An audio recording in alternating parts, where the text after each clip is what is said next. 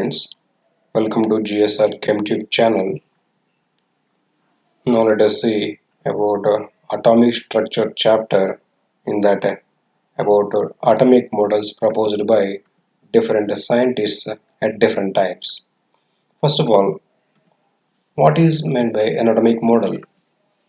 An atomic model represents what the structure of an atom could look like based on what we know about how atoms behave. It is not necessarily a true picture of the exact structure of an atom. It might be a just model. Models are often simplified. The small toy cars that you may have played with as a child are just models. They give you a good idea about a real car, how it looks like, but they are much smaller and much simpler. Dalton's model of the atom. John Dalton proposed that all matter is composed of very small things which he called as atoms. Of course, this was not a completely new concept, as ancient Greeks proposed that all matter is composed of small indivisible objects. It is to be noted that here, when Dalton proposed his model, electrons and the nucleus were not known. Thomson's model of the atom. In 1904, J. Thomson proposed his famous plum pudding model. According to him, an atom consists of a positively charged sphere with electrons embedded in it. An atom as a whole electrically neutral because the negative and positive charges are equal in magnitude. Thomson's atomic model is compared to watermelon, whereas he considered the watermelon seeds as negatively charged electrons, and the red pulp or red part of watermelon he compared as positively charged mass of atom. Rutherford's all-for-a scattering experiment.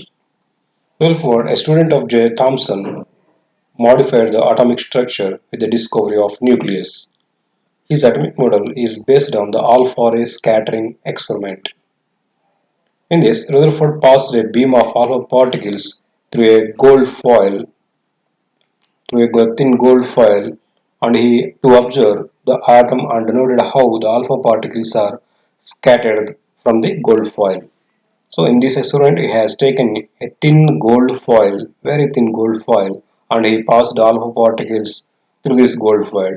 And to observe what is happening on the gold foil and how these alpha particles are passing, he kept a screen around the metal gold foil to observe the scintillations. So the observations are here. Most of the rays just went through the gold foil, making scintillations on the zinc sulfide screen.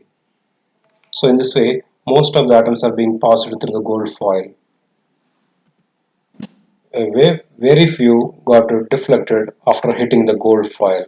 So when some of them are being deflected from their path after hitting the gold foil, 1 in 1,000 rays, almost very few, got reflected by an angle of 180. That means getting back to their path by hitting the gold foil.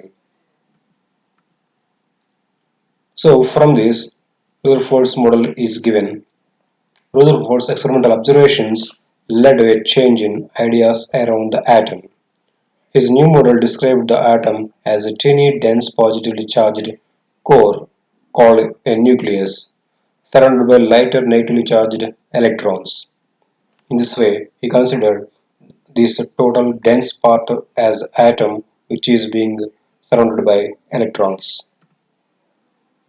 Another way of thinking about this model was that the atom was seen to be like a mini solar system where the electrons are orbiting the nucleus like planets orbiting the sun.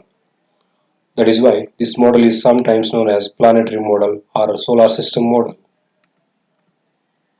Bohr's model of the atom. There were, however, some problems with the Rutherford's model.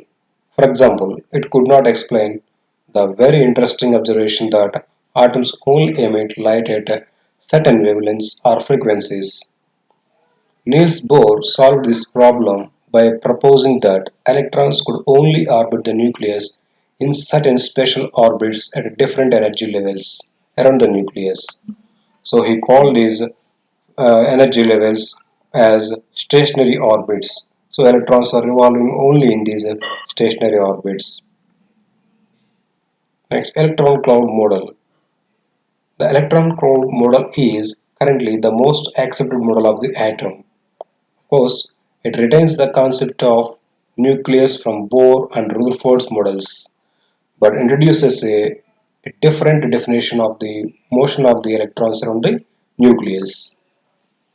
The movement of electrons around the nucleus in this model is defined by regions where there is a greater probability of finding the electrons at any given moment.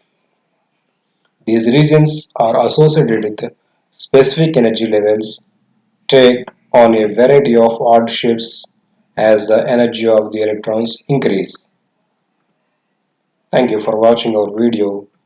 Please subscribe our channel and press bell icon for receiving latest updates.